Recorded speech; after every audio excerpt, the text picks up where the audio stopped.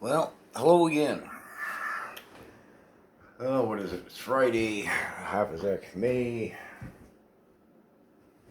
29th today. Now, I gotta wonder. Canada will be 153 years old. Canada Day, July 1st. I have to wonder if this is the first time in 153 years that a law has been passed that didn't go through Parliament, barring, of course, the First and Second World War. Now, the law I'm talking about is the gun ban. Now, this is a big change. It changes, well, it's a monumental decision. It changes the very nature, the fabric, the face, if you will, of our country. Now, whether you agree or disagree on the basic premise that this is going to cure crime somehow or another,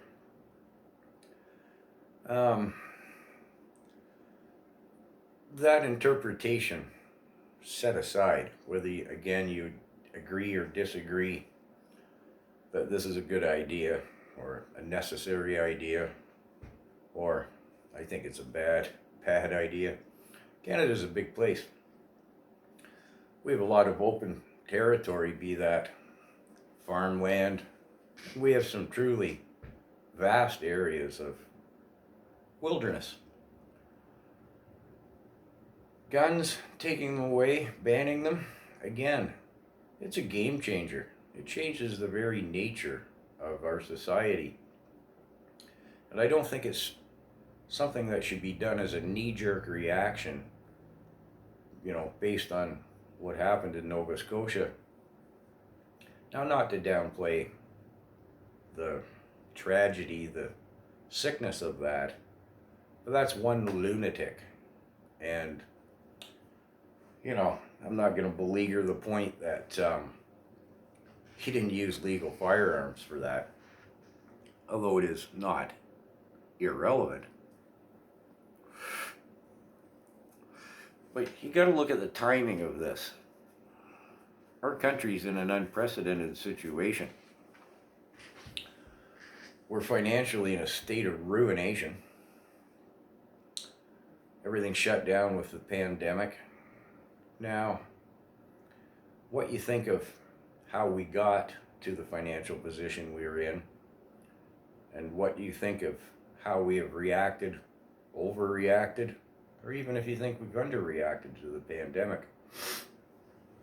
Still, is this the right time to be enacting something that is, again, it's a game changer? It's going to affect our society for a very long time.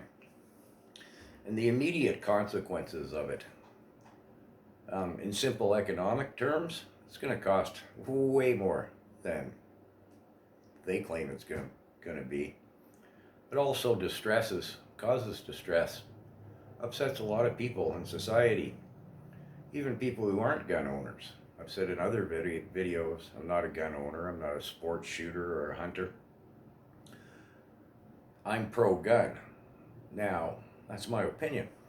But again, is this the time to be doing something of such monumental consequences, of expense, and upsetting and fracturing the populace's opinion? How could you argue it is? You can't discount the lunatic factor. What happened in Nova Scotia can't be fixed overnight with a gun ban. Now, to get a little bit into the gun ban, pretty vague on what weapons they're going to confiscate. Buy back, pardon me. Seems to be changing daily. The RCMP is now, I see on the internet, sending out notifications to people who are licensed to own a gun in Canada. Doesn't mean they actually own guns, but you go on the internet, you'll see the forms. This isn't one. that the people are receiving. Well, this is, and what it says in that form is pretty vague. It lists maybe a half a dozen specific guns, not anywhere near the 1,500 and growing number of guns that are going to be confiscated, sorry, bought back. It's, the whole thing is absolutely vague. All it really is saying for a fact is, we know you have a gun license, therefore we think you have a gun. Guns, plural. Now, when you take all of this into account, and bear in mind, Trudeau enacted this gun ban, creating a law that did not go through Parliament.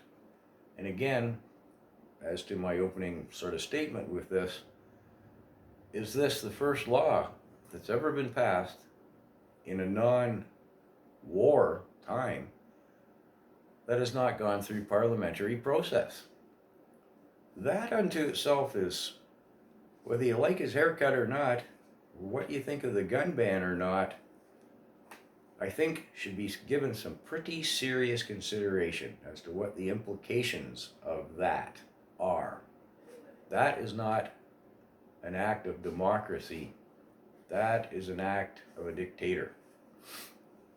And no sooner had he done it than they've just shut down Parliament. The NDP banded, apparently with the Green Party as well, with the Liberals to quash the opposition. They're just going to shut down Parliament totally until, well, it varies. Nobody really knows. Till September, or will it be 6.5 months, which takes us, what, into November or something? At a time, again, where we have an unparalleled crisis, I'll call it, is nothing less, between the pandemic and the shutting down the economy and being dead nuts broke. Thank you, Justin, our haircut at the helm. This is the time to enact it. And again, bear in mind, this could be construed as disarming the peasants and then saying no more Parliament. We're not a democracy and I'm a dictator. So I'm going to cut this off and come back with a part 2. For your consideration, whether you like his haircut or not, I don't know how you can't be concerned, and that's an understatement, about what's happening right now. Take care.